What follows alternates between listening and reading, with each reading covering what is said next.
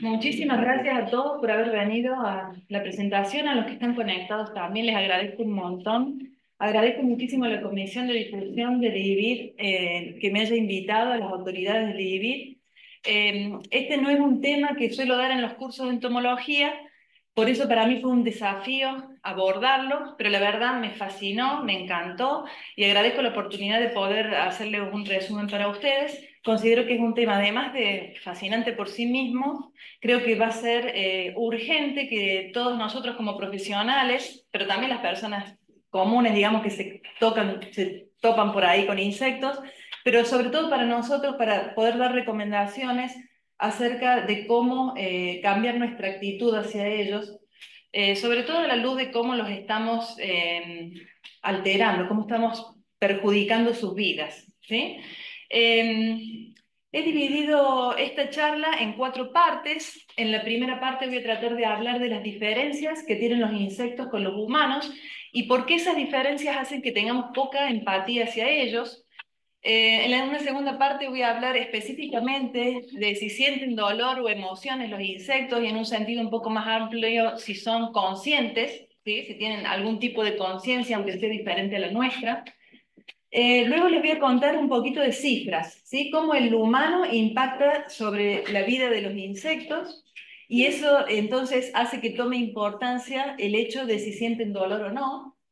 Y por último, quisiera que conversemos y discutamos cuáles son las formas más humanas o humanitarias de tratarlos.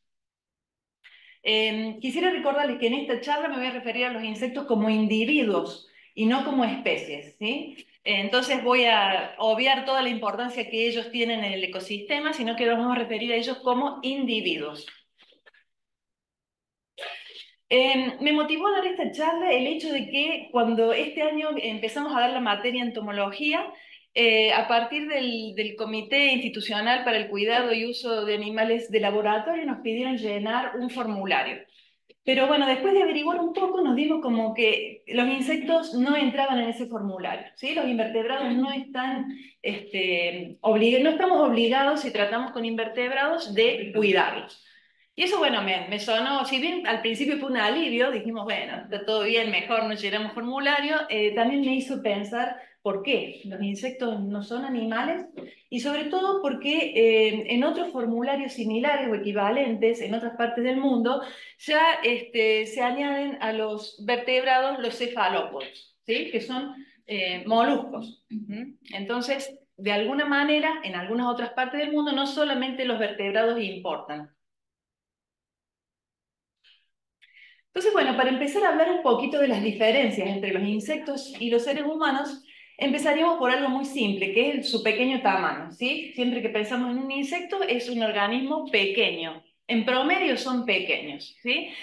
Y acá un paréntesis para hacerles recordar que se calcula que hay 5,5 millones de especies sobre el planeta, de especies de insectos, ¿sí? De las cuales solo 1 millón están descritas.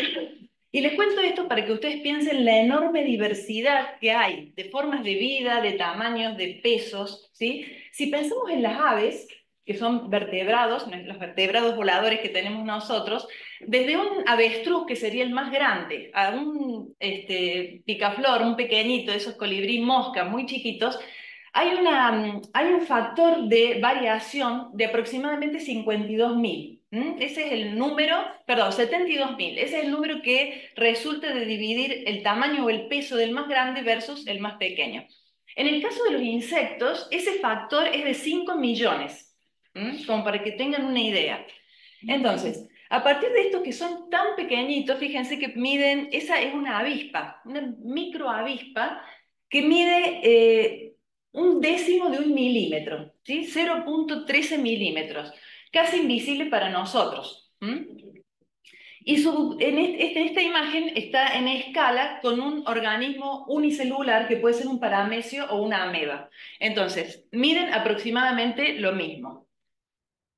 Y en el otro extremo, ¿sí? Tenemos a estos grandes escarabajos Goliath, ¿sí? Que entran apenas en la palma de una mano. Su larva, que está allá arriba, esa larva pesa 300 gramos, ¿sí? Casi 6 veces lo que pesa un ratón, un mamífero. Entonces ahí ya empezamos a ver algunas diferencias. Y abajo un hueta neozelandés, que es una especie de ortóptero o grillo que tiene ese tamaño descomunal. ¿Sí? Ahí lo ven en relación a una zanahoria, que es de lo cual él se alimenta. Entonces, las diferencias son enormes y es muy difícil generalizar cuando hablamos de insectos. Además está decir que ese tamaño pequeño, ¿sí?, hace que los menospreciemos, que los subestimemos. Son pequeños, son inferiores.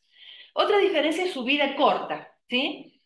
Ese insecto que está ahí en la parte superior es una efemeróptera, ¿sí? Su nombre le decimos efímeras porque vive muy poquito. Y ese está en el límite inferior de lo que vive un insecto adulto, vive 5 minutos, ¿sí? En el lecho del río, las náyades han vivido muchos años, a veces 2, 3 años. Pero como adultos emergen a la superficie y ya en el río van copulando y mueren luego de la cópula. La hembra descarga sus huevos y esa es la vida como adultos que tienen. Algunas mariposas también, 24 horas, o una abeja obrera que vive aproximadamente 45 días. Entonces, ese sería el promedio. Este mosquito no solamente es como adulto, vive poquito, ese es una sorófora que vive desde huevo hasta adulto 4 días, ¿sí? Cumple su ciclo en 4 días. Entonces, eso también hace que, digamos, viven tan poco como individuos, ¿sí? Lo subestimamos, tendemos a subestimarlos. Pero en el otro extremo hay algunos insectos que viven mucho, ¿sí? Y tenemos el ejemplo de algunas cigarras. Habrán escuchado que viven muchos años bajo la tierra, ¿sí? Hay algunas especies que viven 17 años debajo de la tierra, comiendo raíces, ¿sí? El adulto emerge y vive apenas unas semanas, ¿sí? Hacen como unas emergencias sincronizadas donde copulan, ponen huevos, pero gran parte de su ciclo está debajo de la tierra. Lo mismo ocurre con estos escarabajos, cuyas larvas van barrenando la madera. Y se conoce que esas larvas en la madera pueden estar hasta 30 años. ¿Sí? La madera es un alimento de muy poca calidad, entonces necesitan comer muchísimo. Y como adultos, bueno, viven muy poco, en realidad.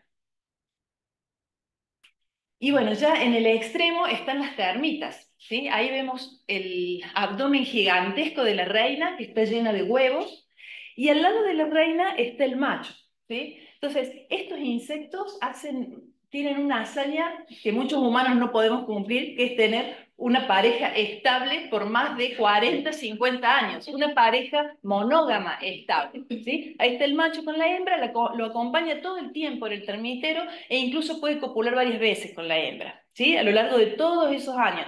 A veces 30 años, pero se dice 40, 50, hasta 100 años hay registros de que ha vivido una termita reina.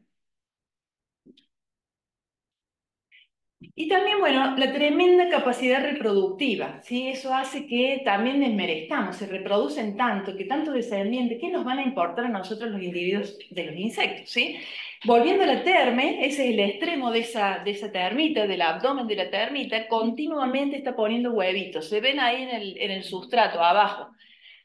Pone aproximadamente un huevo cada 2 segundos. Entonces, si multiplicamos los segundos por los días, 30.000 horas, huevos en un día, 110 millones de huevos a lo largo de su vida, ¿sí? Calculando que vive nada más que 30 años, por ejemplo, ¿sí? Entonces los huevitos van a ser tomados por las obreras, llevados al lugar del termitero donde las condiciones son adecuadas.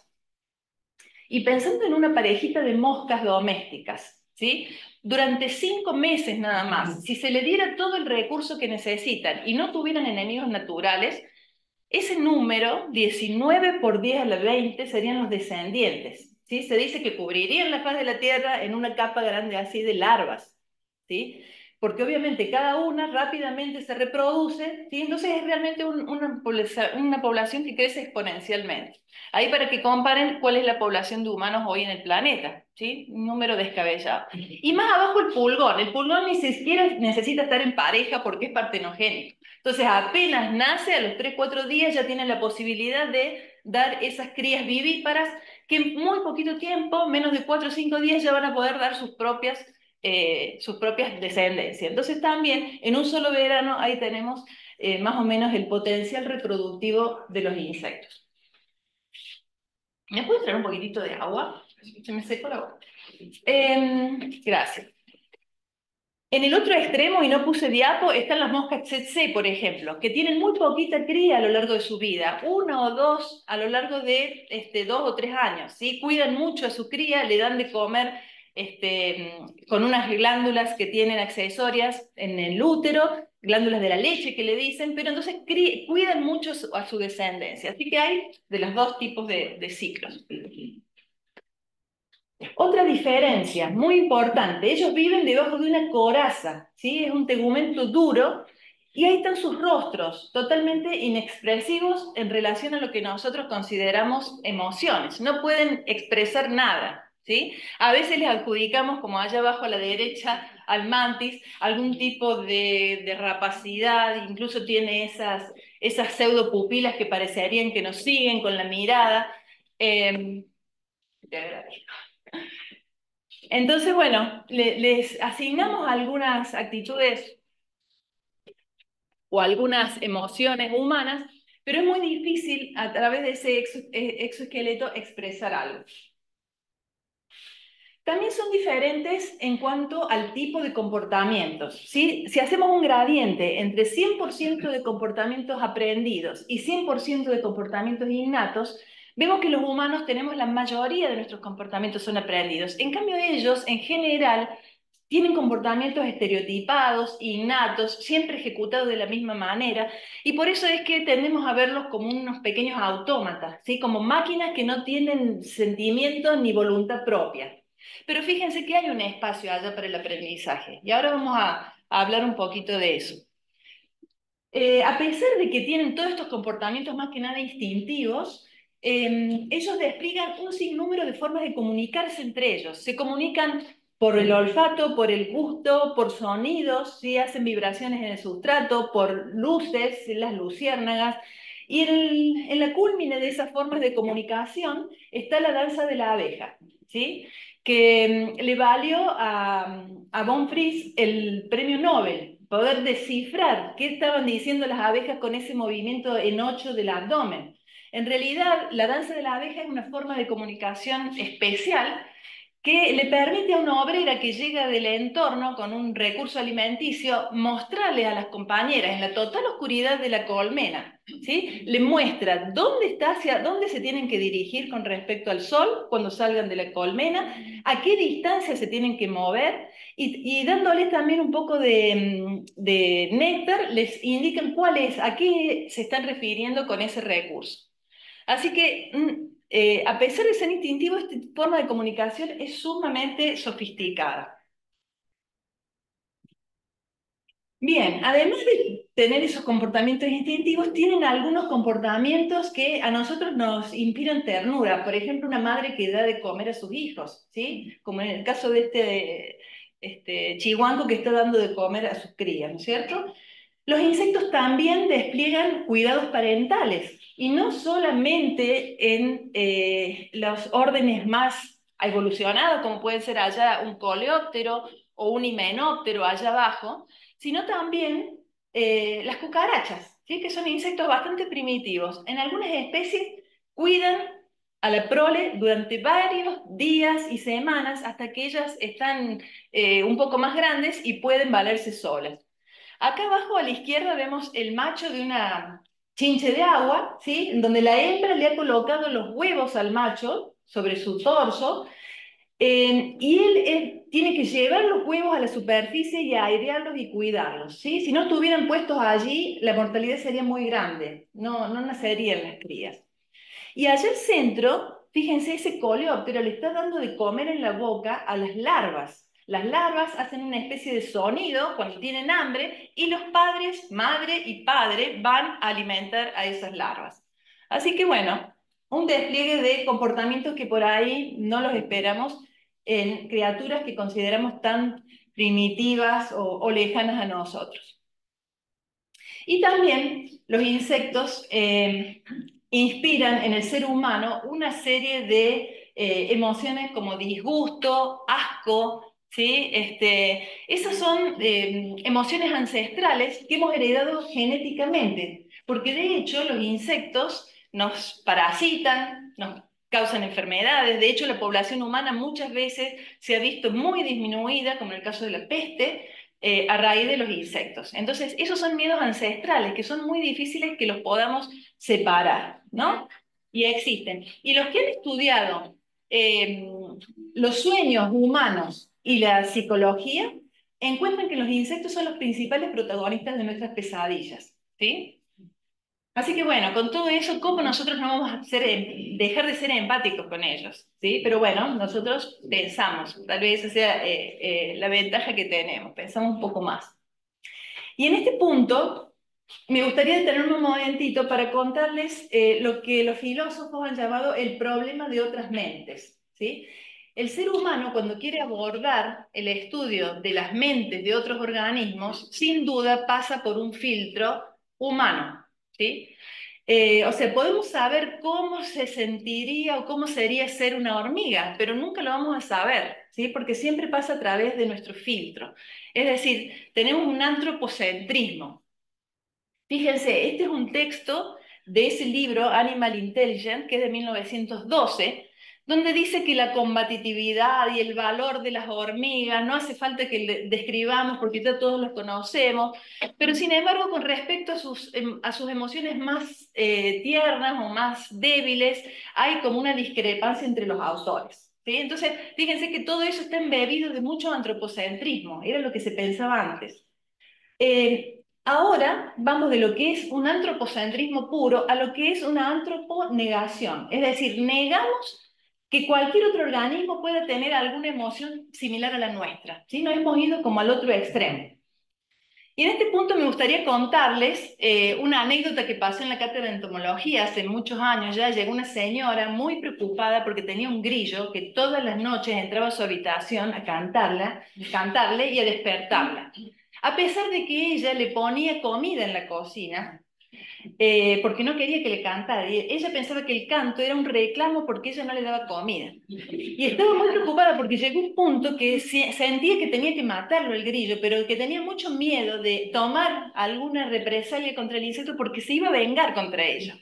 Entonces, bueno, es un extremo, pero es un caso que a veces pensamos, ¿sí?, que los insectos tienen ese tipo de comportamiento. Entonces, eso es un caso típico de antropomorfización. Bien, ahora me gustaría preguntarles a ustedes, ¿qué piensan sobre los insectos? ¿Piensan que pueden usar instrumentos, por ejemplo? ¿Lo han pensado? ¿Piensan que pueden jugar? ¿Jugar? ¿O que pueden reconocer a otros miembros de una colonia? Las hormigas, como en Ants, en la película, reconocerse unos a otros, quererse más, ¿sí? O tener atención médica con sus compañeros. Es difícil de creer, ¿no es cierto? Pero sin embargo, todos esos comportamientos, incluso los conceptos numéricos, como la suma, la resta, el igual o diferente, ¿sí? El hecho de tener personalidad, son diferentes entre ellos, a pesar que son tan parecidos.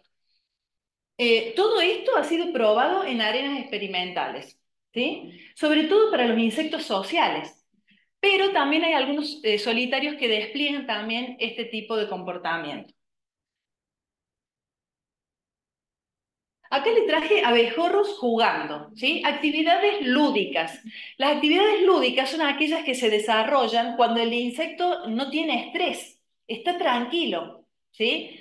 Se hacen sin ninguna recompensa, es decir, esos abejorros no van a obtener nada por jugar. Y lo hacen de manera diferente cada vez. A veces eligen una bolita amarilla, otra una fucsia, ¿sí? Em, Estos investigadores comprobaron que los individuos jóvenes juegan más que los viejos. ¿Sí? ¿Les suena algo?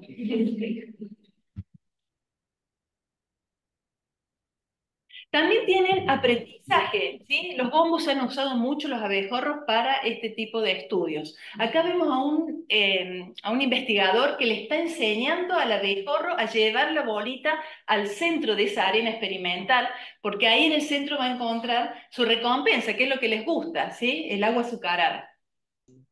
Entonces, luego de que el abejorro se entrena, ya lo hace solo.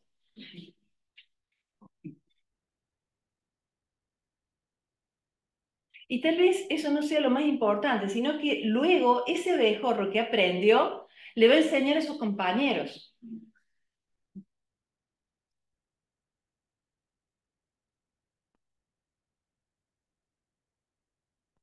Y después el compañero también va a poder realizar a cabo el mismo, solucionar el mismo problema, digamos, y viendo cuál es la bolita que está más lejos. ¿Sí? Los abejorros tienen la capacidad de solucionar el problema del viajante, que se llama, que es unir flores que están a distinta distancia, usando el mínimo tiempo y la mínima energía. Entonces, acá lo aplica rápidamente y va a la bolita que está más cerca, ¿sí? Para obtener la recompensa más rápido.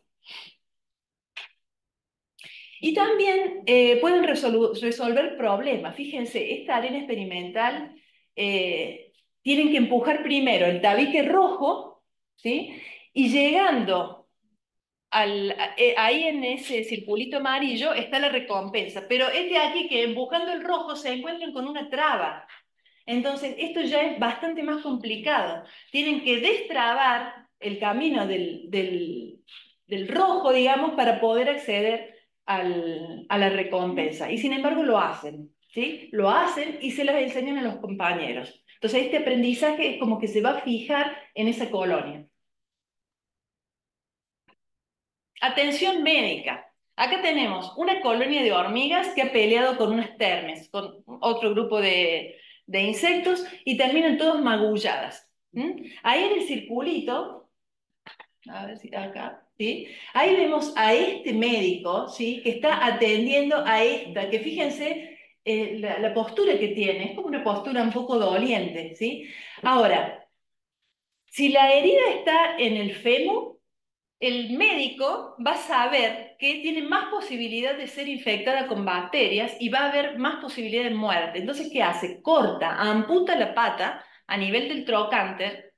Fíjense que saca la pata y luego va a lamer la herida, ¿sí? Le va a aplicar sustancias que emergen de glándulas torácicas que tiene. Y acá en estas barritas lo que vemos es que ese médico es capaz de discernir dónde está la herida y si está en la tibia no va a cortar, pero si está en el fémur sí, lo cual ha demostrado, fíjense la mortalidad de esas hormigas que están dañadas, casi el 80% versus el 10% si tienen atención médica. Entonces, realmente están aplicando un tratamiento que es el válido para ellas. Manipulación de objetos. ¿Qué es manipular objetos? Lo hemos visto a veces en los orangutanes o en las aves, ¿sí? Que usan un objeto del entorno para conseguir un objetivo que quieren. En el caso de los insectos, hay muchísimos ejemplos de uso de objetos, pero les he traído algunos nada más. En este caso, las abejas buscan excremento de aves, por ejemplo, que son las principales predadoras de las predadoras de ellas, que son unas avispas. Entonces, como las gallinas se comen a esas avispas, ellas buscan excremento de estas gallinas y las colocan en la entrada de la colmena, ¿sí? Lo cual repele a esos predadores. O en el caso de esta avispa, ¿sí? Esta avispa hace estos nidos en una caña donde va teniendo celdas de cría, cada una separada por un tabique, y cada tanto, ¿sí? Llena un tabique con cuerpos de hormigas muertas. ¿Mm? Eso es usar un instrumento, ¿sí? Es llevar algo que va a disuadir al predador para que entre y se vaya comiendo sus celdas de cría. Acá no sé si se ve bien, hay un hermoso video en YouTube, ¿sí? Esto es un portaobjeto que los investigadores han untado con una sustancia que es nociva para ellas y le dejan al lado un montoncito de granos de arena, ¿sí? Entonces, inmediatamente las hormigas van a ir tapizando el cubreobjeto, ¿sí? No poniéndolas así nomás, lo van a tapizar para luego poder desplazarse sin que esa sustancia haga contacto con ellas, ¿sí? Y lo hacen de una manera bastante rápida. Y esta chinche, ¿sí? Un hemíptero, ¿qué está haciendo? Está usando glándulas que secretan una sustancia pegajosa de una planta, se está untando todo el cuerpo para poder luego predar, ¿sí? Y solamente tocar. Las moscas, ustedes saben que son muy difíciles de atrapar, entonces con el solo hecho de tocarlas van a poder alimentarse, ¿sí? Eso es lo que está haciendo esta chinche, usando un objeto externo para cumplir su objetivo. Y bueno, y ya el colmo de uso de instrumentos son estas hormigas, ¿sí? Fíjense, esta hormiga tiene en su boca una larva de su misma especie. Esa larva secreta seda. La seda la usa para formar su pupario en el momento que va a pupar. Pero estas hormigas usan a la larva para llevarla, primero lo que hacen las hormigas, porque son fantásticas en este sentido, tienen que hacer un nido con hojas, pero lo primero que tienen que hacer es unir las hojas. Entonces unas se ponen en una hoja, otras en otra, tiran, las juntan, y luego hay algunas que toman a las larvas y fíjense que hacen un pequeño movimiento de antena. Cuando llegan a una punta, tuc, tuc, las tocan, la larva secreta la seda, las llevan al otro punta, y entonces terminan las hojas unidas, como las ven acá. A ver si acá ven, todos esos son hilitos de seda formados por la larva. Entonces, la seda es un instrumento que está siendo usado para este objetivo que es distinto para el cual la especie lo tiene. ¿Mm? Bien, otro ejemplo interesante es el reconocimiento de compañeras de colonia. En estos tipos de panales son muy comunes acá en Córdoba, los habrán visto. No hay una reina genética, sino que hay una reina que se impone por agresividad. Entonces se dan continuas luchas para ver cuál es más agresiva, y la que sea más agresiva de todas va a ser la que va a poner huevos y su descendencia va a ser la que prospere, digamos.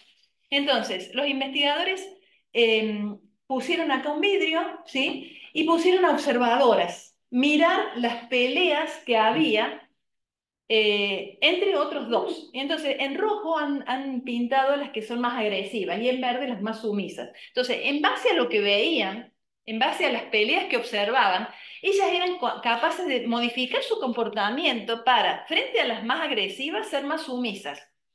Ahora, si no conocían al competidor, se ponían agresivas las dos. Pero si conocían que era uno muy agresivo, directamente se ponían sumisas. ¿Sí? Entonces, fíjense cómo cambian de comportamiento de acuerdo a lo que observaron a través de un vidrio, lo cual implica el conocimiento facial de sus compañeras. Por pequeñas micromarcas que tengan, ya son capaces de reconocer a sus compañeros. Y este también es transmisión cultural de aprendizajes. Un poco ya lo vimos, los bombos pueden enseñar a sus compañeros. Pero en este caso, de toda una colonia de 100, 150 individuos, solamente dos fueron capaces de resolver este problema. Ellos son como florcitas artificiales que están debajo de un acrílico y la única forma de llegar a esa recompensa es tirando del hilito. Entonces, de todas las miembros de la colmena, de la colonia, solo dos fueron lo suficientemente innovadores, y acá vemos la personalidad del insecto, de buscar la manera de llegar a la recompensa. Y una vez que llegaron a la recompensa, fíjense acá esta es una red de interacciones, donde vemos que este amarillo es el individuo que se dio cuenta cómo hacerlo, y cómo fue enseñando a los otros, no a cualquiera, ¿sí? Esto también nos indica que hay como cierta afinidad dentro de los miembros de la colonia. Entonces, enseñó a algunos, y a esos algunos que están en naranja pudieron enseñar a otros que son los que están en rojo. Es decir, cuando ese individuo que había sido innovador ya estaba muerto, el aprendizaje ya quedó instalado en la colonia. Eso a pesar de que los bombos tienen colonias que son anuales, ¿sí? En un año ese conocimiento se va a perder. Pero piensen que hay algunos individuos que tienen colonias perennes, como ya hemos dicho, las termes, las abejas sin aguijón, ¿sí? Entonces queda muchísimo por investigar. Y bueno, para terminar con tantas habilidades cognitivas, acá están simples moscas drosófilas, ¿sí? Que diremos, ¿qué piensa una drosófila? Ellas son capaces de observar, también a través de vidrios o en el mismo sustrato, cuáles son los machos exitosos. ¿Sí? Los han pintado de verde, y a este está pintado, no se ve muy bien, este es verde y este es rojo, y entonces las hembras que observan cuáles son los machos exitosos copulan con esos machos. Este pobrecito no va a copular nunca, ¿sí? Porque es como que se establece una moda y una transmisión cultural de esa moda, ¿sí? Bueno, y entonces ahora pasamos a esta parte de la charla que es, ¿sienten dolor los insectos? Es muy difícil transmitir qué es el dolor. Es una experiencia que es netamente privada, ¿sí? Es más fácil para nosotros como humanos que manifestamos, que tenemos un idioma, de decir qué sería, pero incluso a nosotros nos cuesta explicar cómo es un dolor, ¿sí? Entonces, bueno, los investigadores lo que hacen es ver todos los signos que pueden estar indicando que hay algo que duela o que sea parecido al dolor. Para ejemplificar esta incapacidad del ser humano, les traigo a colación el ejemplo de los no natos o recién nacidos. Hasta la década del 80 se pensaba que los recién nacidos no sentían dolor, ¿sí? Bueno, esto es algo gracioso como para mostrarle a alguien que dice, le hubieras pinchado la orejita cuando recién nació, no sienten. ¿Cómo que no sienten? Ya hace 40 años que se sabe que sienten, ¿sí? De hecho, este estudio, en 1987, fue el primero que dijo, sí, los fetos y los recién nacidos sienten. Los cirujanos no usaban anestesia, ¿sí? Pensaban que todas las contorsiones y el llanto era una cuestión refleja, y no son reflejos, ¿sí? Ahora hay una revisión 2023 que dice que el feto ya siente, el embrión ya siente antes de la semana 12 dolor. Entonces, bueno, eso tiene sus implicancias en distintos, pero se los traigo solamente para que ustedes vean cómo hasta el ser humano que se comunica le es difícil entender cómo piensan otras mentes, ¿sí? Esta sería nuestra expectativa. Pero la realidad es muy diferente, ¿sí? Hay miles de anécdotas de insectos que están siendo comidos, como este macho luego de la cópula, está siendo comido y sin embargo continúa copulando, ¿sí? O esta larva de un insecto fitófago que está siendo pinchada por un predador que se lo va a comer, ¿sí? Y sigue comiendo. O esta cucaracha que sin cabeza sigue viva. Hay millones de ejemplos y estos ejemplos hasta el día de hoy se siguen usando como evidencia de que los insectos no sienten dolor. Es cierto, el dolor en los insectos no se expresa como lo expresamos nosotros, pero ¿hay dolor o no hay dolor? Pregunta. Es lo que venimos a pensar acá. Ahora, el ser humano, como tiene toda esa incapacidad para saber si otro organismo siente dolor, ha fijado una serie de criterios o signos que nos indiquen la presencia de ese dolor. Eh, Acá hay una lista, son 8 criterios que se esperan de cualquier organismo que estén presentes para poder decir duele, ¿sí? Pueden sentir dolor. Y ahora lo vamos a ver un poquito más en detalle.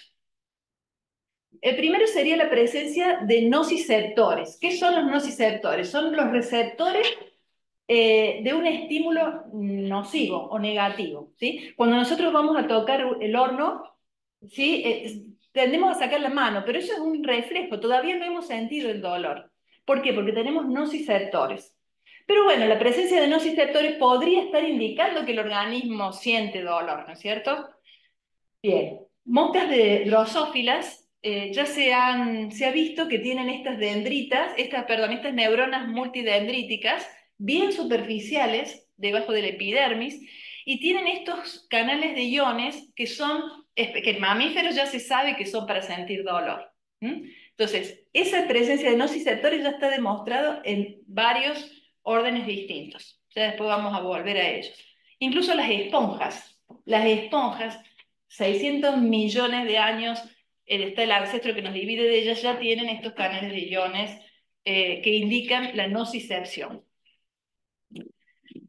El otro criterio son regiones cerebrales integrativas e integraciones, de manera que esos estímulos que llegan de los nociceptores estén en algún lugar del cerebro, se integren allí para tomar una decisión y modificar el comportamiento. Acá vemos el cerebro de una mosca, ¿sí? Y el cerebro de una abeja. Y se sabe que estas 3 estructuras anatómicas del cerebro tienen que ver con la integración de los estímulos. En las abejas, esto que está en rojo acá, son los cuerpos fungiformes, tienen mucho que ver con la memoria. En los insectos que tienen mayor capacidad de memoria están más desarrollados, ¿sí? También el complejo lateral, perdón, el complejo central, que es esta parte, y el cuerno lateral, ¿sí? Son las 3 estructuras anatómicas que tienen integración y que ya se las han estudiado en muchos insectos. El cuarto punto, la analgesia. ¿Qué es la analgesia? Es que el efecto de la nocicepción es modulada por algún compuesto, que lo llamamos analgésicos, anestésicos, Ese analgésico o anestésico puede ser endógeno, secretado por el mismo individuo, o inyectado de otra fuente, tiene ese efecto de bajar la nocicepción. Y les traigo acá a colación esta interacción que es muy interesante entre una avispa parasitoide y una cucaracha. Cuando se encuentra, la avispa tiene que ponerle un huevo a la cucaracha, ¿sí? Porque su larva se va a desarrollar comiendo el cuerpo de la cucaracha. Entonces, cuando se encuentra, se hace una gran bataola ahí, ella se defiende, la avispa quiere oviponer, hasta que logra darle un primer pinchazo en la zona de un ganglio que está cerca de las patas y la mantiene más quieta. En una segunda fase, la avispa tiene que poner una sustancia en el cerebro, ¿sí? ¿Y dónde lo pone? En el complejo central que les mostraba recién, la zona integradora.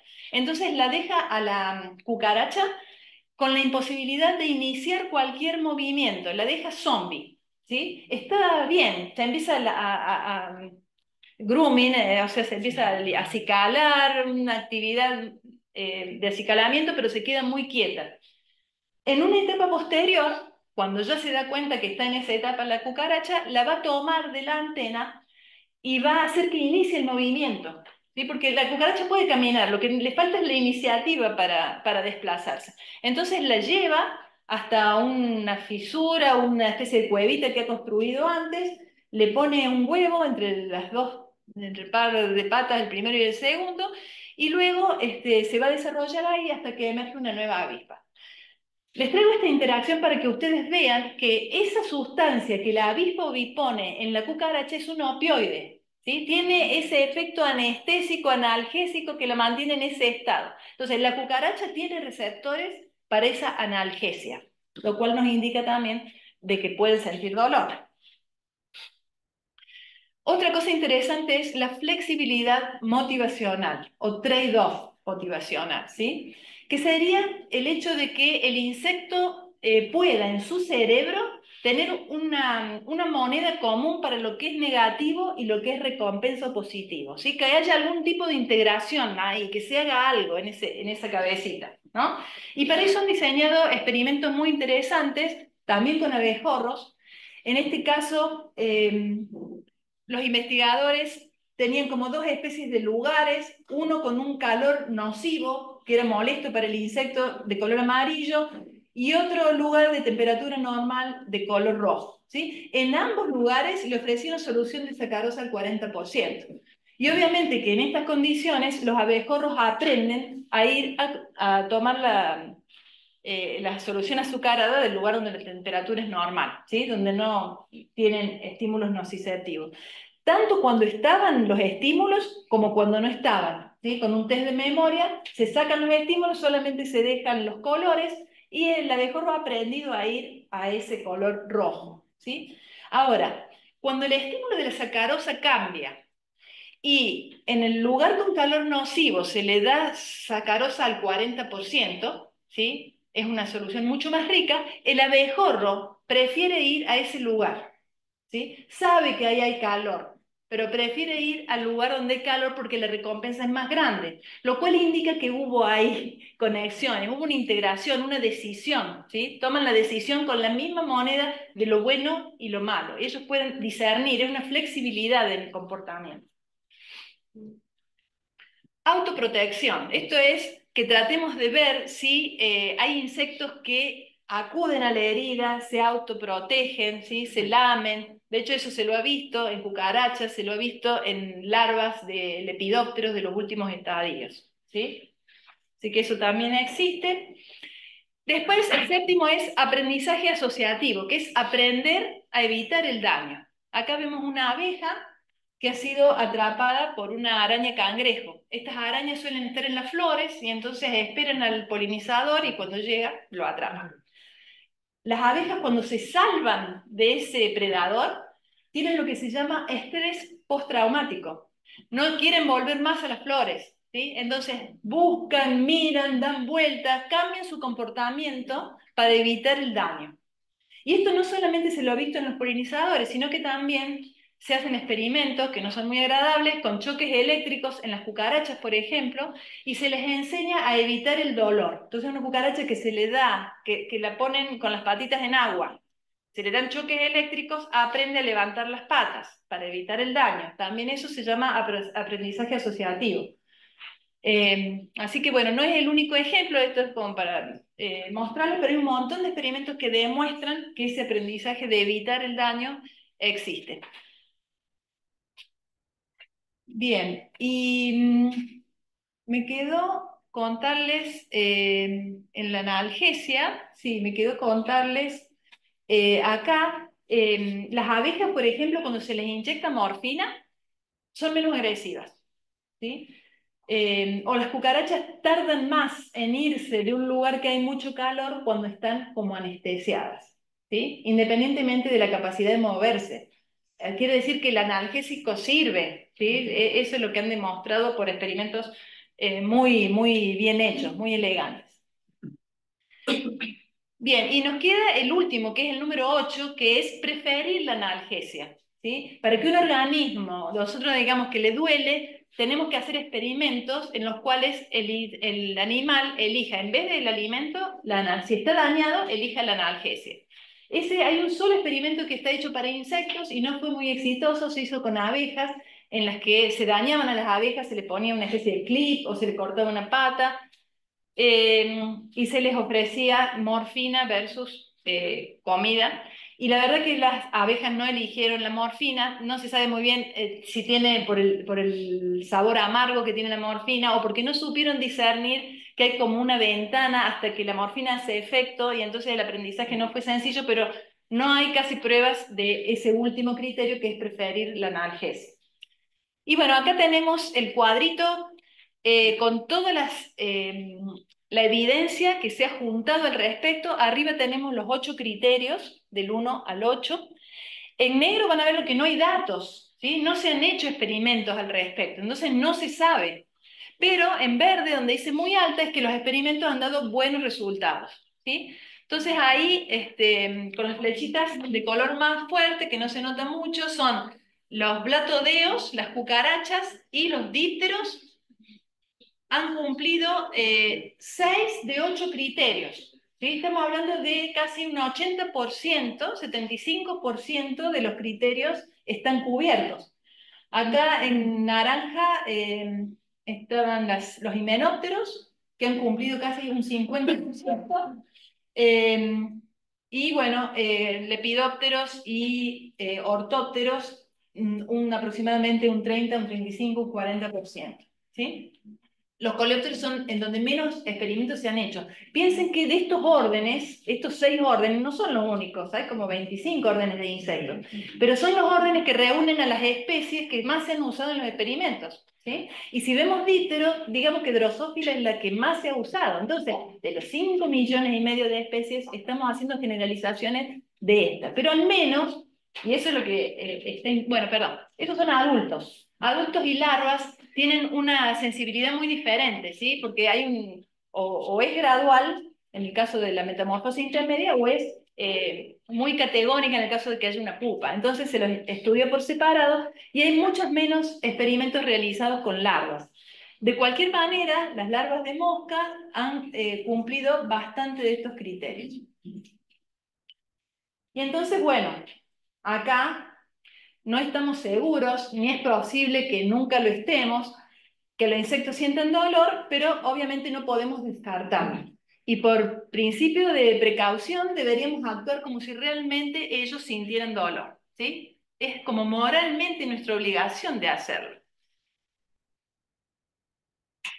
Hasta el año 22, las langostas marinas, los cangrejos, se echaban en agua hirviendo vivos para que la gente se alimentara. Y bueno, sin embargo, en esa Animal Welfare Act del 2022 que se hizo en Londres, ya se declaró que pulpos, langostas marinas y cangrejos sienten dolor.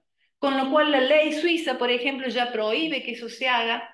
Entonces, también el documental de Mi Maestro el Pulpo, si no lo han visto, les pido por favor que lo vean, está en Netflix, está disponible y realmente muestra cómo estos moluscos pueden tener emociones, ¿sí? Emociones reales, muy parecidas a las nuestras en muchos sentidos. Y esta declaración de conciencia animal que se hizo en Nueva York en abril de este año, Se reunieron 490 investigadores, filósofos, veterinarios, biólogos, neurobiólogos, e hicieron una declaración en la cual está traducido ese pedacito: la evidencia empírica indica que existe una posibilidad real de experiencia consciente en todos los vertebrados, incluyendo reptiles, anfibios y peces, donde más se dudaba, y muchos invertebrados, incluyendo como mínimo moluscos cefalópodos, crustáceos decápodos e insectos. ¿Sí? A abril del 2024. Y entonces, ¿dónde dibujamos la línea entre los que sienten y no sienten? ¿Dónde la dibujamos? Porque bueno, ya vemos que en todo el árbol se ha demostrado que hay animales que sienten dolor. Entonces es muy difícil dibujar esa línea. En este libro, que también se los recomiendo que lo lean, está muy bueno. Nicolás Guzmán se lo pidió al autor y se lo mandó. Gracias, Nico, me lo mandó a mí. Está esta imagen que habla de por sí misma, ¿sí? Los humanos concedemos derechos a los individuos que son parecidos a nosotros. A los grandes simios, sí. A los mamíferos, sí. Nuestros animales, nuestras mascotas, nuestros gatos, nuestros perros. Las aves quedan por allá abajo y allá el resto de los seres. Ahí están los insectos, ¿sí? Derecho a la vida para los individuos y derecho a la existencia para las especies. Entonces estamos hablando, en esta charla hablamos de individuos, pero derecho a la existencia es para todos. El Homo sapiens se cree que es diferente al resto de la humanidad. Es por eso que toma esa supremacía y piensa que puede dar derechos o no dar. Somos todos una gran familia de la vida, ¿sí? Y eso es lo que tenemos que tener en cuenta, desde el más chiquito al más grande. Bueno, y pasando entonces a la tercera parte de la charla, vamos a hablar, solamente voy a dar cifras, no os voy a mencionar los números porque los tienen ahí bien grandes para que los vean. ¿Cuántos insectos sufren las actividades humanas? ¿Sí? Insecticidas. Yo no estoy diciendo que no apliquemos insecticidas, ojo, porque los insectos compiten con los recursos, ¿sí? Compiten con nuestros cultivos y se comen el 25% de los cultivos, se los comen los insectos, ¿sí? Entonces, hay que hacer algo, pero hay que ver cómo lo hacemos, ¿sí? O con una cucaracha o alguien que se mete en nuestra casa. No estoy hablando de eso, estoy hablando del resto de las actividades que tenemos, ¿sí? Entonces, bueno, esas cifras de muertes en sistemas agrícolas, en sistemas urbanos y también en sistemas naturales, por la deriva y por cosas que no nos damos cuenta. Forma de muerte, ¿cómo mueren? Con una parálisis, asfixiados, no pueden respirar, se les disuelven los órganos internos y a veces es una agonía de varios días, a veces no es instantáneo, ¿sí? Gusano de la seda, ¿sí? Para que nosotros, al que le guste la seda, se ponga alguna prenda de ese estilo, ¿sí? ¿Cómo se la sacrifica? Como no se quiere cortar el capullo, no se espera que la mariposa emerja, se las mata previamente con agua hirviendo, ¿sí? O en agua helada. Y después se devana el hilo. La cantidad, fíjense, hay un dato de 2017, 420 a 1 trillón de pupas. Es una cifra que no la podemos inteligir casi. Cochinillas para el pigmento rojo, pigmento natural que se le pone a las tortas o al maquillaje, o se tiñen lanas y telas, ¿sí? Es la cochinilla del carmín, ¿sí? Esas son las cantidades de muertes por año. Otra cochinilla de la cual se extrae la laca o el shellac, que ahora se lo usa muchísimo en lo que son impresoras 3D, una sustancia que es como un barniz, ¿sí? El barniz de los muebles, porque tiene una propiedad que es impermeabilizante. O los discos, ¿sí? En vez del disco de pasta, los discos de vinilo se usa para eso. Fíjense la cantidad de muertes anuales. Y otros productos que traemos de los insectos son el quitosán, las ceras, fertilizantes, e incluso se usan cepas mutantes de Drosophila para la carne artificial, por ejemplo, ¿sí? Para propósitos científicos y educativos, muchos matamos insectos, muchos. Acá solamente esas estanterías están llenas de mutantes de Drosophila que se usan para fines genéticos, ¿sí? Y nosotros, ecólogos, entomólogos, también capturamos insectos en una sola trampa de caída, miles, en una trampa malez, que es una especie de carpita, también en un buen día, con buen tiempo, muchísimas. Y bueno, también usamos insectos para alimentarnos nosotros y para alimentar a las mascotas o para alimentar a aquello que comemos, ¿sí? Entonces, bueno, también ese número va a crecer, ahora vamos a ver cómo, está creciendo a pasos agigantados. Sí se sabe que los insectos son por ahí, tienen más proteínas, para criarlos se invierte menos agua, tienen menos emisiones de efecto invernadero. Entonces, por una serie de razones, hay como una agenda que trata de llevarnos al consumo de insectos y de que todos comamos insectos, ¿sí? Entonces, bueno, pero queda mucha investigación por hacerse al respecto. Las especies que son más consumidas por el hombre son los grillos, 3 especies de grillo están aprobadas, 2 especies de mosca, la mosca soldado negra, que es aquella que está allá, que es muy común verla, están cerca de las composteras, entran a nuestras casas, se le dicen mosca de las ventanitas porque suelen querer irse. Y tienen también 2 ventanitas en el abdomen porque están tratando de imitar a una avispa, ¿sí? Están haciendo esa cinturita chiquita de la avispa, pero en realidad es una mosca. Y también 2 especies de escarabajos. Acá una biofábrica de grillos en Canadá, ¿sí? Con simplemente cartoncitos y recursos se los puede criar. Y bueno, como les decía, el futuro de la alimentación está ahí, en comer insectos. La literatura al respecto ha subido, ha hecho explosión. Y bueno, los millones de dólares que van a fluir en esa actividad, fíjense cómo ha ido creciendo hasta el 2020 y ahora mucho más. Miren la comparación entre lo que, acá estamos hablando en el eje de las I, están los billones de individuos. Recuerden que hablamos de individuos en esta charla. Tenemos a los vertebrados en verde y a los insectos en naranja, ¿sí? Eso es hoy. Si la idea es, por ejemplo, reemplazar lo que comen los peces en acuicultura, que en realidad se le da balanceado hecho en base de harina de pescado, de otros pescados que también se sacan del agua para darle de comer a ellos, y la idea es reemplazarlos por insectos. Fíjense, acá la barrita naranja ha quedado aplastada, ¿m? Y si se reemplazara solo el 25% de lo que comen esos peces, aquí estaría la barrita nueva, y esto es si se reemplazara el 100%, ¿sí? Entonces, estamos hablando de 250 billones de individuos, insectos. Lo que estamos hablando es de un sufrimiento en masa, ¿sí? Lo pueden ver. Cada individuo, sufrimiento en masa. Entonces, bien, ahora que conocemos más sobre los insectos y su conciencia, debemos hacer algo al respecto con ese conocimiento? Una vez que lo tenemos, ¿qué hacemos con él? En realidad las percepciones públicas están cambiando, está cambiando la legislación y la jurisprudencia, ¿sí? Entonces, nosotros nos tenemos que sentir responsables de tener una palabra al respecto porque se va a venir cada vez más la imposibilidad de hacer ciertas cosas, ¿sí? Entonces ya lo tenemos que ir pensando como profesionales que vamos a tener que recomendar qué hacer a los demás. Acá en el 2023 salieron los lineamientos para promover y proteger el bienestar animal en la investigación, ¿sí? En la investigación.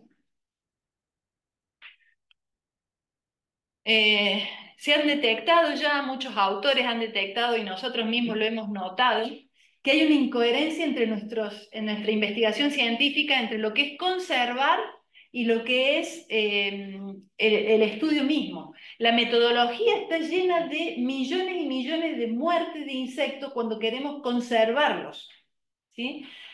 Eh, y esto, bueno, en literatura muy reciente, del 23, del 24, llaman a la atención de esos puntos, ¿sí? Sobre todo por los polinizadores.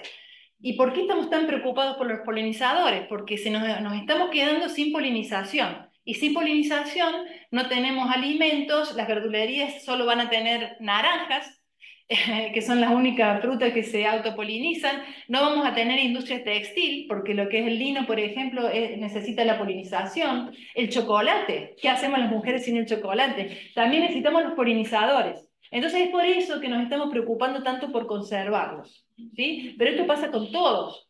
Todos los insectos cumplen su rol. Entonces es importante que nos detengamos a pensar un poquito en eso. Entonces, ¿qué podemos hacer los que estudiamos insectos? Bueno, ustedes cada uno pensará en su caso, pero a veces es posible utilizar métodos no letales. También puede ser que observemos, con respecto a esto, recontemos insectos vivos, ¿sí? En una transecta, en vez de matarlos, o al menos no matar a los que conocemos. ¿Para qué vamos a atrapar una abeja? A veces la abeja la reconocemos, no hace falta matarla. Preferir trampas activas en lugar de pasivas. ¿Cuáles son las trampas activas? Las que tienen un atractivo, ¿sí? Por eso son activas.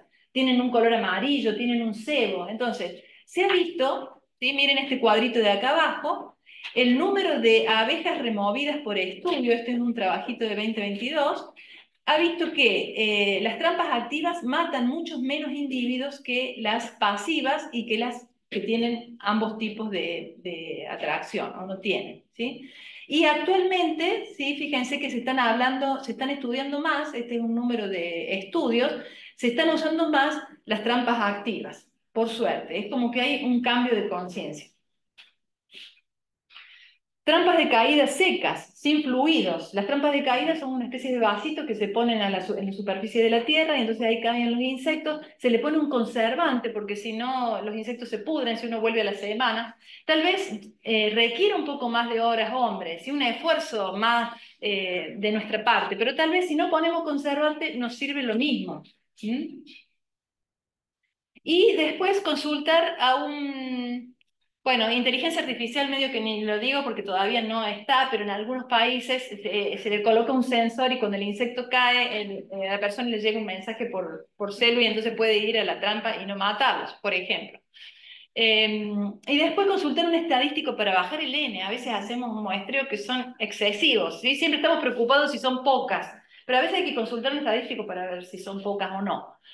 Y optimizar las capturas es ponernos de acuerdo. Si vos necesitas este bicho y yo necesito este otro, bueno, nos pongamos de acuerdo y hagamos un diseño en conjunto, o le pasemos las trampas a otro cuando ya sacamos lo que no nos sirve para que se hagan otros estudios, ¿sí? La cuestión a veces es ponerse de acuerdo. Utilizar bases de datos y colecciones entomológicas disponibles, ¿sí? La ciencia ciudadana es también importante en este sentido.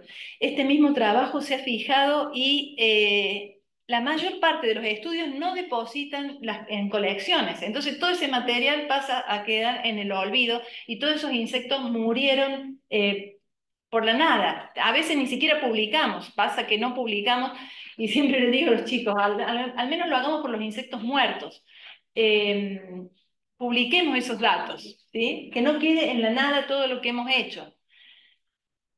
Bueno, y también los procesos pueden, por ejemplo, la herbivoría, el parasitismo, la predación, pueden cuantificarse con presas artificiales, ¿sí? Por ejemplo, oruguitas de plastilina nos pueden indicar si hay insectos que las predan o aves, también se pueden usar. Y a veces estimar la abundancia no siempre requiere matar los insectos, sino también podemos ver los individuos, las exuvias, las minas foliares, las agallas, etc. Me repasé. Bueno, este trabajito está muy bueno porque son las directivas para reciclar, reemplazar, refinar y reducir. Esa sería la idea. Hay una serie de preguntas que el investigador se debe hacer y si no puede hacer esto, hace esto. Está muy lindo, es ese trabajo de Montero Castaño 2022 que está disponible en la red. Bien, pasemos a lo que es alimentarse de insectos, pensando en fabricar insectos felices, ¿sí? Así como la gallinita feliz, que está bueno que vaya, y Raúl sabe mucho más que yo sobre esto, que coma tranquila. Nosotros tendríamos que pensar en esto cuando vamos a criar insectos para la alimentación, grandes fábricas de mini ganado que le llamamos a los insectos. Entonces, parece ser sentido común, darle alimento suficiente, darle buen alimento, ¿sí? Que las condiciones sean adecuadas, que no estén hacinadas y por lo tanto no se coman entre ellas, evitar enfermedades. Es sentido común, pero generalmente no se cumple. Hay un trabajo muy lindo del 2023 que habla de las consideraciones del bienestar para la mosca soldado negro. Y acá quisiera hacer un mea culpa. Hace poquito, acá está la Romy también, publicamos un trabajo donde dijimos que la mosca soldado negra no se alimenta como adulto. Y lo hemos publicado hace 2 meses. Y leyendo para este seminario, saltó bibliografía de gente preocupada en el bienestar animal que ha hecho pruebas con la mosca soldado negra, que tiene su aparato bucal normal y que sí se alimenta. Y no solo se alimenta, sino que prolonga su vida de 9 días a 73 días cuando le damos nada más que agua y azúcar, ¿sí? Entonces, a veces hay que saber, hay que querer ver. Nosotros, como la mayor parte de la literatura dice que no se alimenta, eso dijimos en nuestro paper. Pero ahora sí es otro. ¿Ah? Ahora sí el otro. Hago el otro ahora. Claro, Sí. la nota de... Estaría bueno, sí, sí, y pedir disculpas, porque a veces uno no quiere ver, es muy difícil. ¿Por qué? Porque la mosca en el criadero copula, a pesar de que no come, copula y deja huevos. Entonces, al fabricante, ¿para qué quiere darle de comer? ¿Para qué quiere? Si sin darle lo mismo, fíjense lo que son estos lugares donde están todos los adultos ahí, esas cámaras de copulación, no le dan ni agua ni comida. Entonces, bueno, hacer que sea una vida que valga la pena vivir. No, no voy a decir que la mosca se va a poner a jugar, ¿sí? Pero que tenga una vida razonablemente vivible, ¿sí? Y bueno, finalmente, las formas de sacrificarla. Fíjense, esa bandeja tiene millones de larvas y las tenemos que sacrificar rápido, porque lo que hacemos es la harina. Entonces, pensar de qué manera tiene que ser rápida y eficaz. Y cuando decimos rápida, es que el individuo muera en menos de un segundo. ¿Mm? Entonces, triturarlos parece ser que es la forma más rápida, son dos superficies que rápidamente lo matan, ¿sí? Agua hervida no, porque echamos semejante cantidad de larvas en un agua que esté hirviente y ese agua se pone tibia y ya es una masacre, ¿sí? En lo que es sufrimiento. Frizarlos, tampoco. Depende de la especie. Y otra vez quiero decir acá, son 5 millones de especies, deberíamos investigar un poquito cómo el animal muere más rápido. Lo mismo quemarlos, ¿sí? Los ponen a quemarlos en hornos, pero a veces la temperatura no es la suficiente. Entonces, siempre se recomienda anestesiarlos previamente. ¿Y cómo anestesiarlos? Bueno, el dióxido de carbono no es útil para todas las especies. Entonces, hay otras opciones que podrían ser útiles para poder anestesiarlos previo a la muerte. Una última palabrita para las colmenas, ¿sí? A veces pasa que en apicultura tenemos que matar colmenas enteras porque están infectadas con ácaros, con varroa, entonces directamente los productores prefieren matar la colmena. Esa colmena tiene decenas de miles de individuos que deberían matarse todos juntos, entonces hay que investigar la forma, ¿sí? Se la pone así con una especie de nylon bien sellado y se le insufla un gas que es rápido, ¿sí? Entonces, cuando matemos una colmena, pensar que no es solo un insecto, sino son muchos. Y creo que hasta ahí llega la charla, perdón por la demora, no, recomendarle algunos libros que son 23 y 24, este primero es Open Access, y los otros, por ahí los autores mandan algunos capítulos, son muy interesantes. Hay un foro sobre la mente de los insectos y por qué nos debería interesar, también se los recomiendo, está disponible aproximadamente 2 horas, hablan distintos investigadores que saben del tema. Y ahora sí, nada más.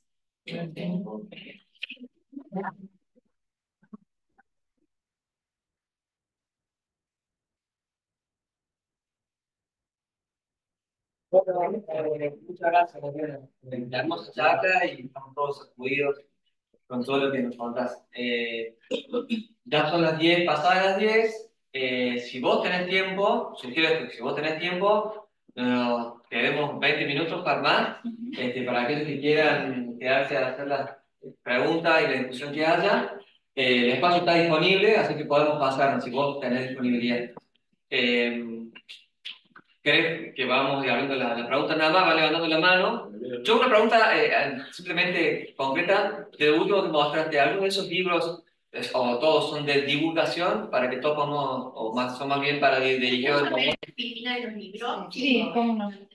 Ah, que dejaron de compartir. Bueno, me la pasás y si no, me la pasás y me comparto. Bueno, dale.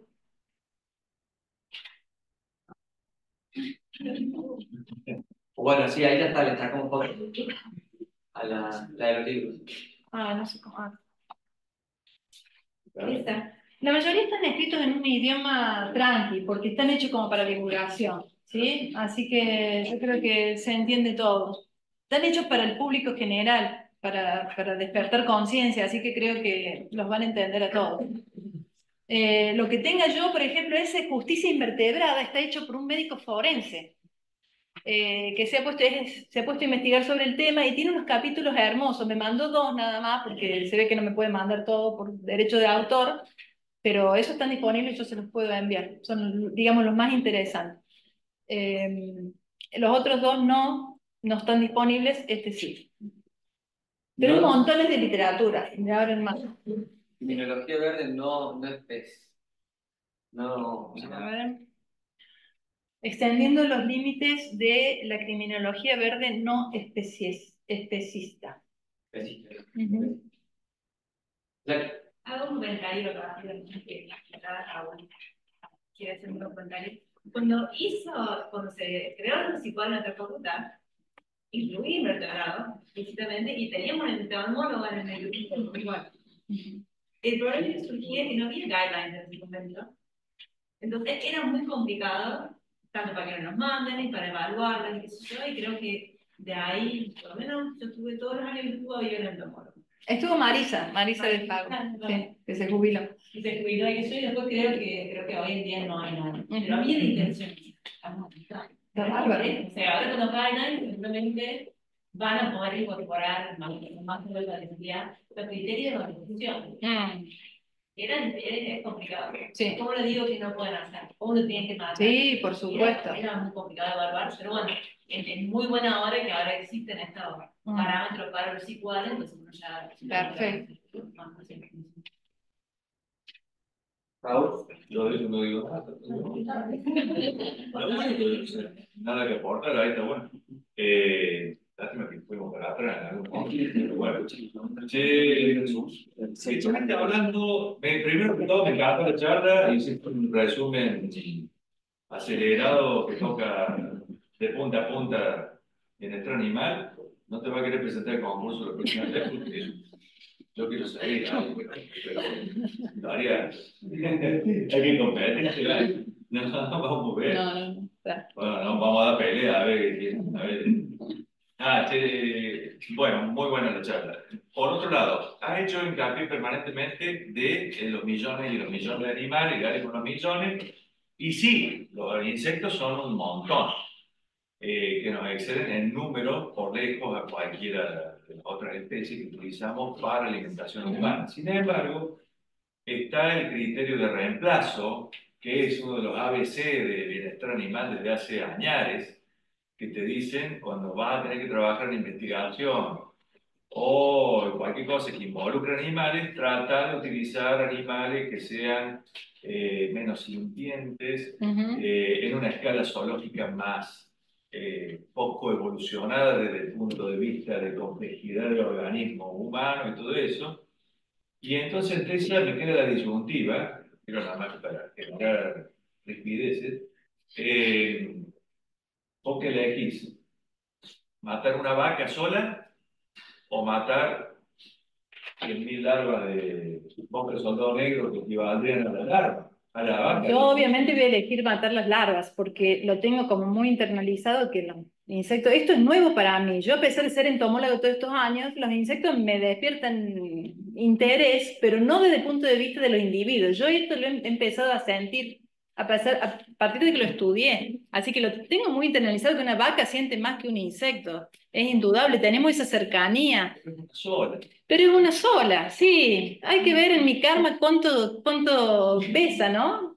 Un billón de insectos o una vaca, ¿qué pesa más? La verdad que no lo sé, por eso está bueno que lo charlemos entre todos, no lo tengo claro. No hay respuesta. No hay una respuesta simple. Totalmente individual. Cada uno va a pensar una cosa y se hace una, ¿cuántos son? 50, 60, va a haber 70 opiniones diferentes, muy probablemente. Sí. Pero no deja de ser una visión antropocéntrica. Me parece que el análisis también tiene que ser cuál es lo que contamina más. que afecta a otros seres. Por supuesto. No con los que más empatizamos nosotros, Por sino lo supuesto. que afecta más a todos. A todos, sí, sí, está todo interrelacionado, la cuestión también de cómo perjudicamos más al planeta, ¿no? Claro. Criando insectos, criando vacas, hay que tener todo en cuenta, porque bueno, estamos todos dentro del mismo barco. Pasa que no se lo tiene en cuenta eso. ¿Mm? Dani y después Juan. Bueno, hermosa la charla. Son un montón de cosas que yo me he ido pasando en la vida. Bueno, esto del brillo me acordaba varias cosas. Pero, no, hermosa. Lo que quería preguntarte era, o lo que me hace, de alguna manera tomar conciencia, cuando hablamos de dolor, yo pienso lo que es el dolor desde un punto de vista evolutivo, diríamos, es de alguna manera que es una forma, diríamos, de responder ante una injuria, un daño, que hasta neurológicamente se entendería. Entonces esto es sería muy corto pensar que un individuo con vida no sienta dolor en el sentido de poder ejercer una respuesta ante una injuria. Ya está. Sí. Neurológica. Tal cual. Es dolor. Luego por ahí pusiste la palabra conciencia o algo así al medio. Entonces, que sería la sintiencia. Claro, se habla de conciencia para otras emociones, que no sea solo el dolor, claro, sino que el insecto sea capaz de valorar positivamente algunas cosas, como es el juego, que lo hace cuando está tranquilo y no le duele nada y ya cubrió sus necesidades básicas, va a jugar a otras emociones como puede ser la ansiedad, la angustia, la depresión. Se han demostrado estados como emotion-like states, les llaman, son estados como emociones, donde una vez que está deprimida, si no consigue lo que quiere, se empieza a deprimir y empieza a no hacer cosas. Incluso reaccionan al litio, algunas abejas reaccionan al litio como los antidepresivos humanos y se ponen mejor después de recibir el litio, o sea, sí, por eso conciencia es conciencia de sí mismo y de que estoy haciendo algo que me gusta, algo que no, sopeso qué hacer, ¿sí? En ese sentido es conciencia. Y lo que vos decís del dolor me hace pensar que a lo mejor el dolor en los insectos evolutivamente tuvo que no ser tan responsivo como en un mamífero. Tal vez el insecto tuvo que aguantarse el dolor, digamos, de otras maneras. Por eso es tan difícil de evaluarlo, ¿no? La palabra sería dolor o sufrimiento. Ahí está la clave, dolor y sufrimiento son dos cosas diferentes. Capaz que el dolor es una cuestión natural, e incluso hasta el aprender, el poder definir, si no tiene que ver con una cuestión neurológica, hasta fría la podríamos poner. Hace poquito pero escuché... es donde empieza ahora. Exacto, que los perros, por ejemplo, sufren menos que nosotros porque ellos viven en el presente. Entonces, su dolor es presente, siempre presente. En cambio, nuestro dolor es, ¿cuánto me durará este dolor? Ya me duele hace 2 horas y esto sí es algo grave y le vamos metiendo más dosis de sufrimiento. En cambio, el de las mascotas, que no piensan tanto como nosotros, como creemos, es más presente, entonces menos sufrimiento. Pero es dolor. Sí. Sí, bueno, primero felicitarte, me pareció súper interesante la presentación. Gracias. Y me motivó cuando leí el título a leer sobre algunas cosas. De hecho, por ejemplo, para nosotros, para opinar como científicos, tenemos que tener definiciones. Entonces, bueno, ¿qué es una emoción? Y a partir de ahí dar una opinión. Vos diste una charla súper extensa, o sea, es como que yo diría, en el minuto 1 para, charlemos de eso. Sí, tal cual, tal cual. Qué sé yo, también como etólogo, yo no soy etólogo, vengo más de la fisiología, pero digamos, cuando uno dice un animal juega, bueno, jugar, 2 puntos, ¿qué es jugar? Y es súper complejo, aunque vos lo que mencionaste yo lo comparto parcialmente. También otro tema, digamos, yo creo que la charla como la presentaste es una fortaleza, porque nos ayuda al open mind a abrir el tema. También creo que es una oportunidad para, por ejemplo, cuando mencionaba el tema del psicoanálisis, que ya que algo aclaró, a mí me ha pasado, por ejemplo, de enviar un proyecto a la facultad de una investigación que se iba a hacer fuera de la facultad, en el campo, y me dijeron, no, como no es en el ámbito de la facultad, no opinamos. Entonces, yo creo que es importante esto, que nos empecemos a sensibilizar nosotros, en nuestra comunidad, que animales, 2 puntos, ¿qué son animales? Y que dejemos de copiar formularios y tratemos de hacer algo muy importante. Y en ese camino, muy importante, tiene que ver con respetar la diversidad, reconocer que tienen que opinar profesionales de diversas áreas. Yo no tengo dudas que los animales como estos tienen al dolor y el sufrimiento como mecanismo evolutivo. Solo va a ser una cuestión de tiempo que lo podamos describir, pero en ese proceso de describir, también yo notaba mucho tus publicaciones y me interesaría leerlas, después te lo voy a pedir, porque es muy importante saber los autores, son actuales, pero hay que ver las revistas. Hay un problema todavía serio en este tema de mezclar tanto los temas, que a veces uno habla de comportamiento en una revista de ecología. Y cuando vos vas ahí, voy a ser un poco más específico, desde la fisiología que lo conozco. Cuando vos hablas de hormonas y vas a ecología, resulta que los trabajos en ecología no están validados. Y entonces las conclusiones que sacan los ecólogos utilizando hormonas, a veces no son tan robustas como los endocrinólogos lo harían desde su metodología. Es súper interesante la mezcla de temas, pero con la precaución que hay que tener. Esto no es una opinión mía, hay estudios ya de revisión que en lo que yo te menciono en endocrinología, el 60% de los trabajos están bien validados, el resto no. O sea, hay una construcción y nosotros vamos a leer un paper, vamos a leer un libro, muchas veces caemos en la conclusión, exagerando, es algo que no tenemos que hacer, pero es importante en ese proceso. Totalmente. Me quedaría preguntarte, está para charlar realmente, pero me quedaría preguntarte, ¿qué opinas vos, cómo habría que hacer para trabajar en la sensibilización de nuestra comunidad de estos temas? Más allá si vamos a comer insectos o vacas, porque algo tenemos que comer, somos muchos. La ciencia está recontra probada en mamíferos y todavía Argentina padece de un problema serio en la legislación que no contempla ese tema. Entonces, ¿cómo lo encararías vos? Yo me acuerdo que cuando estuve en Inglaterra un tiempito, en 90, había unos cartelitos que decían, no pise, use estas suelas para no matar las hormigas. A mí me pareció realmente una pavada, pero estaban por todos lados, era un grupo de loquitos que se juntaban a decir que las hormigas deberían vivir y que entonces con esas suelas, si uno las pisaba no morían.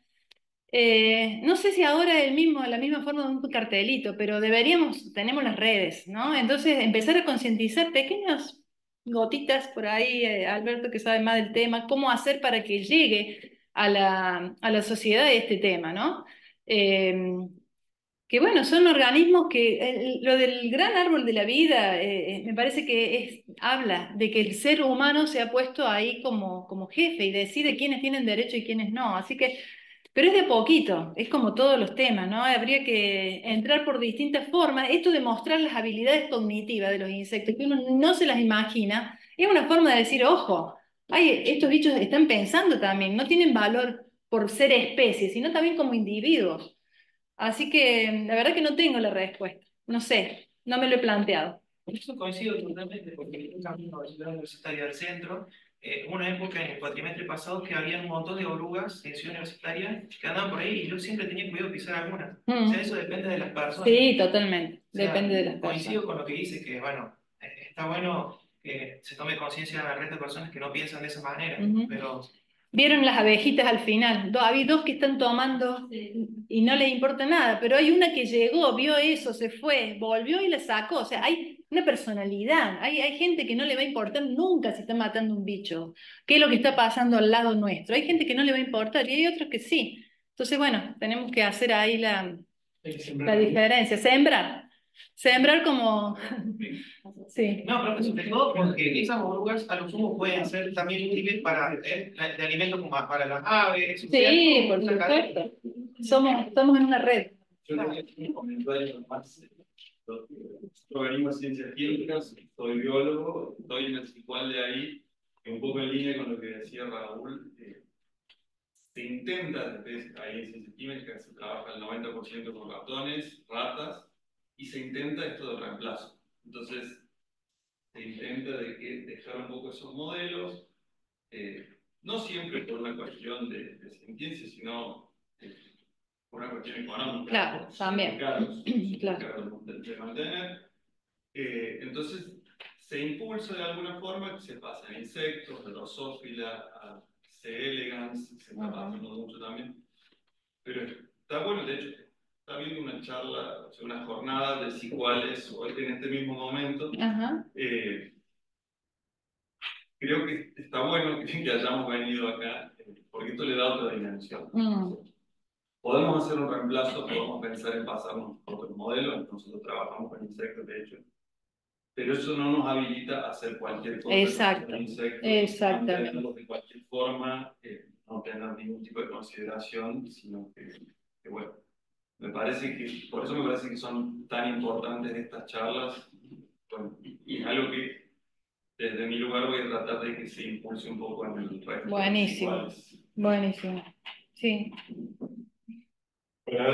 Muchísimas gracias por eso, la verdad, espectacular. Me Gracias. encantó. A un momento me llevaba esos momentos de la infancia que nos hizo hacernos biólogos. No la parte donde le arrancábamos parte del liceo. Con la lupa. Llegábamos a dormir, pero, claro, sí. Quiere decir que es inspirado, claro que sí. Crecimiento personal. Increíble, increíble. En su momento emotiva, la verdad, la charla.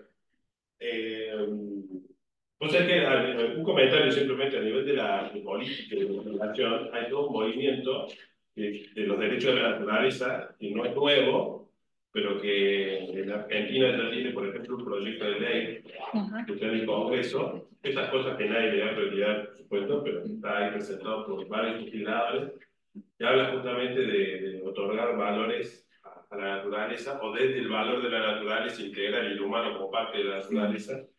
Que la naturaleza no sea el objeto de estudio, el objeto de, sino que sea también sujeto de derecho.